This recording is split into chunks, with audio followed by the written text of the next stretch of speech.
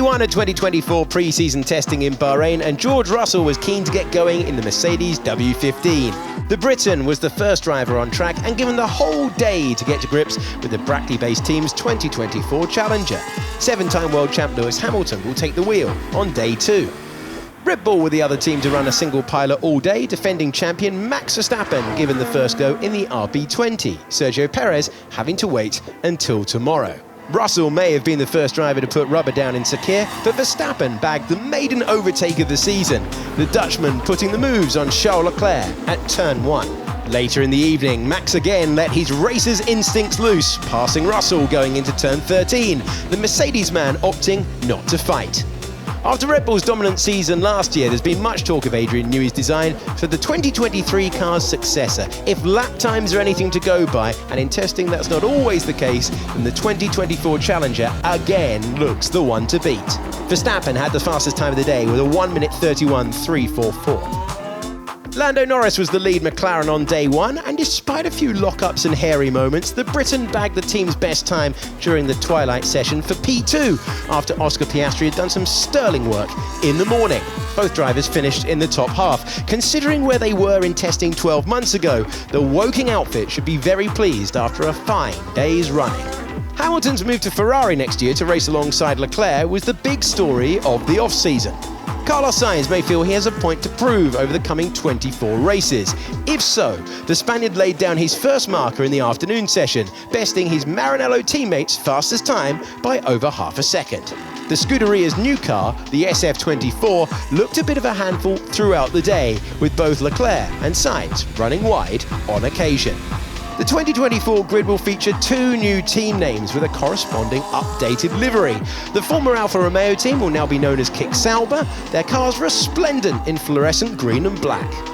Red Bull's sister team AlphaTauri have also been rebranded. They'll be known as RB, with their paint jobs reflecting the team's historical royal blue colouring. There have been other less cosmetic changes for the Faenza-based team. Long-time principal Franz Tost stood down at the end of last year, with former Ferrari racing director Laurent Mekies taking over the reins. On track, despite a big lock-up at turn 8 and going very wide at 15, Daniel Ricciardo was P4, having the bragging rights over Japanese teammate Yuki Tsunoda.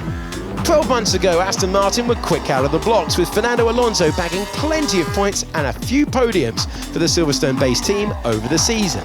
This year's car, the AMR 24, looks to be a decent follow-up, and Canadian driver Lance Stroll was able to push it to P6, around 0.2 quicker than his twice world champion teammate.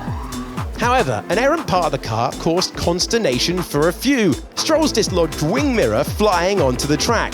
Ricciardo managed to avoid it, but Hülkenberg had no such luck.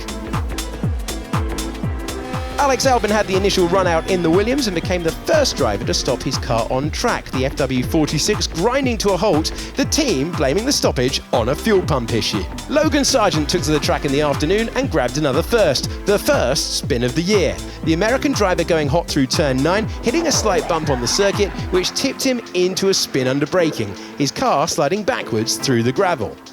For Alpine, Esteban Ocon took out the A524 in the morning session and had a moment exiting turn 4, the Frenchman forced to guide his car over the gravel. Pierre Gasly fared better than his compatriot, P5, for his efforts on the softer compounds.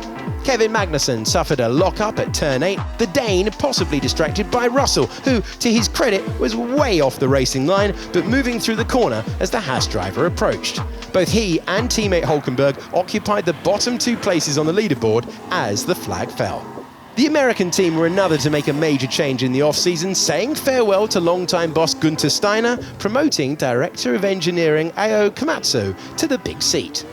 Different fuel loads, compounds and run plans mean that leaderboards should be taken with a very large pinch of salt, but this is how they finished at the end of day 1.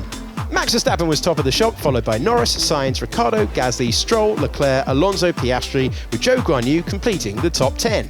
Sargent was P11 and he was ahead of Russell, Tsunoda, Bottas, Albon, Ocon, Magnussen and Hülkenberg.